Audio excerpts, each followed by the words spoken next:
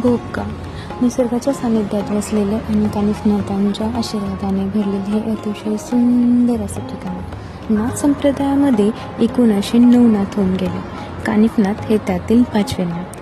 त्यांचे मूळ नाव हे प्रबुद्ध नारायण असून त्यांचे गुरु जालिंदरनाथ होते. एका आश्रमात अग्निदेव, जालिंदरनाथ आणि महादेव गप्पा मारत होते.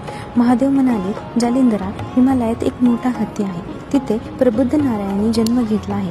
आपण तिथे जाऊ. ते तिघं तिथं गेले. तिथे एक मोठा हत्ती होता. जालिंदरनाथाने मोठ्याने हाक दिली, हे प्रबुद्ध नारायणा.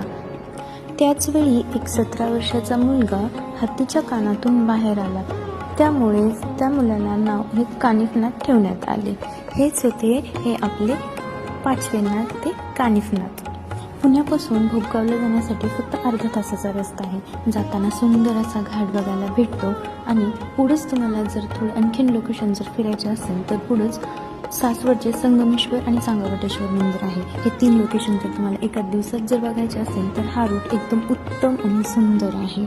चला तर मग भेटूया पुढच्या व्हिडिओमध्ये अशाच काही सुंदर, इन्फॉर्मेटिव्ह आणि इंटरेस्टिंग माहिती सहित. तोपर्यंत हर हर महादेव मित्रांनो.